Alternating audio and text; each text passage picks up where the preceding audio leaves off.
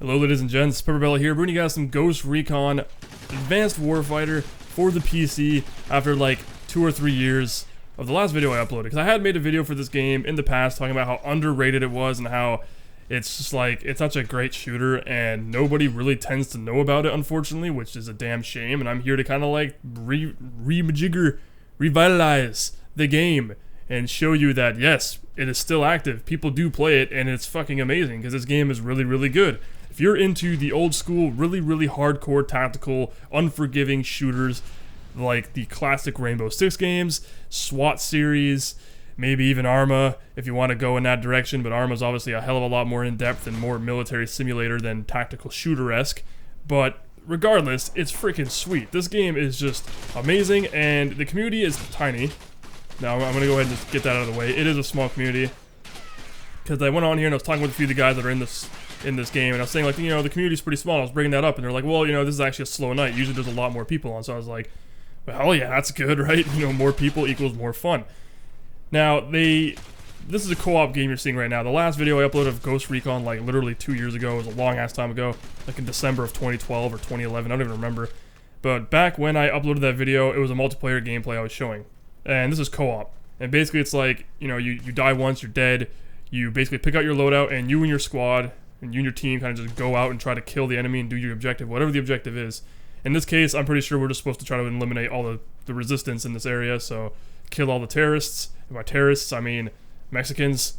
And that doesn't mean they're terrorists, I'm just saying they're the terrorist militia that, for whatever reason, they are the enemy in this situation. So, that's all you gotta do, go in here and kill them. It's a very slow-paced game, as you can see. You know, you walk around, you have 2 movement speeds, so it's not like some of the classic games where you have like your walking speed, and then you have, you know, your running, and then your combat pace, which Arma 3 introduced into the series.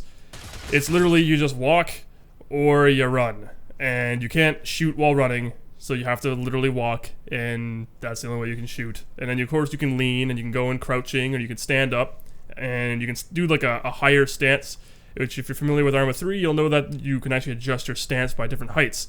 And if you're standing, you can actually stand up a little bit higher, so you can shoot just over cover, which this game actually has. It's really, really cool, and obviously I just died, so it's a damn shame. I have to go into spectator mode and watch everyone else, which, you know, it happens. But this game, let me tell you, is fucking amazing. If you have never heard of Ghost Recon Advanced Warfighter on the PC, because I know the 360, the console games, you know, I'm primarily a PC gamer, but I've played Ghost Recon Advanced Warfighter on consoles. Those were the games I've actually played. But GRA 1 and GRA 2 on PC, phenomenal games. Just getting it out there. If you want to play a hardcore tactical shooter, like I said earlier, this is the game to play.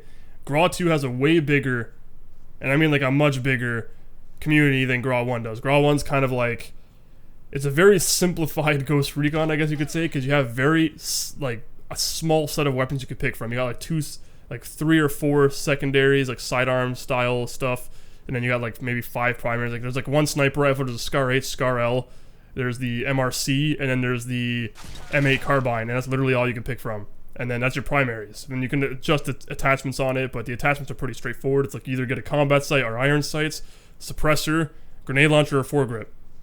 That's it. You know, like very, very simple, but really, really effective, because it doesn't leave too much to be like desired. You're just like, you get just what you need to do the job, and it's actually great because with the minimal choices, it kind of just makes it more focused on actually just enjoying the gameplay instead of having to be all like, oh, I want to customize my guns 1,000 times. Like, if you want that, GRA 2 is the way to go, because GRA 2 included a hell of a lot more weapons, like way more weapons, and they're pretty goddamn awesome. I mean, they had the M4 to it, they added like extra stuff, and I mean, you gotta tell you, the gun sound phenomenal. I remember playing GRA 2 a long time ago, and I was like, I remember pulling out the MP5 and shooting it, and I thought to myself, I'm like, this is probably the most realistic MP5 sounds I have ever heard in my life.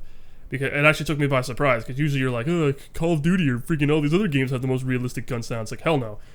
This sound of the MP5 in GRA 2 was literally spot on with how it sounds in real life, which I thought was just fucking cool. Especially for like a company that no longer exists. I'm pretty sure they went bankrupt. I don't remember the entire history of that, but they don't exist. It was Grin.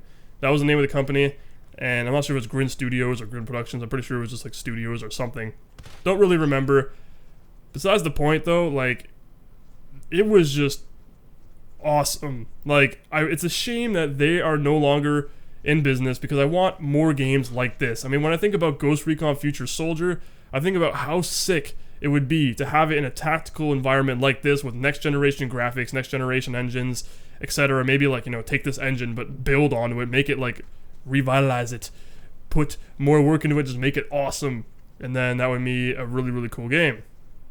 Unfortunately, you know, Future Soldier obviously took a, you know, isn't in the same route as tactical shooters like this. It's very, very arcadey and third-person-y and whatever, and I didn't really like Future Soldier. I mean, I enjoyed it for what it was, because I enjoy games for what they are. I don't like the nitpick on all the little things. I'll play a game, and I'll fucking enjoy it for what it has to offer. And there's nothing wrong with that. And this guy, I think he dies. Oh my god. Never mind, he somehow managed to pull that off. And he's grenade launching the shit out of people, and now he's dead, alright. So yeah. Regardless, the game's great, and I really wish I would have seen like Ghost Recon Future Soldier made by Grin, but obviously that's not going to happen because the company no longer exists.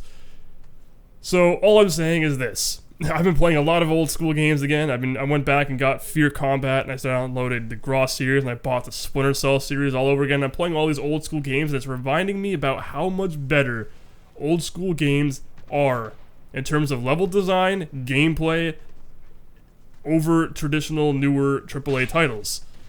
I know it sounds, you know, I'm probably, stop living in the past, man. You're living in the past. But I mean, the reality is, the games back then were actually built with care. You know what I mean? They actually wanted to deliver a good experience, good gameplay, good environments, and actually make it a thinking man's game, where people who actually use their head will actually reign supreme. I don't know, be victorious, whatever the hell you want to call it. They will end up enjoying the game a lot more because they can have the ability to do whatever the hell they want in the game, where newer games are kind of like they hold your fucking hand the whole time.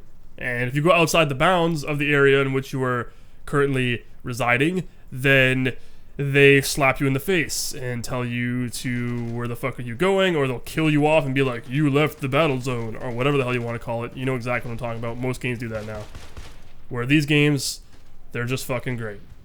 So I'm going to let you guys enjoy the rest of the gameplay, because shit kind of gets a little bit intense towards the end of this, and I want to let you guys actually get immersed in it and see how the game actually feels and looks and plays without me commentating over it. As always, thank you guys very much for joining me today. My name's been PepperBelly. Enjoy the rest of the gameplay. Take care, guys.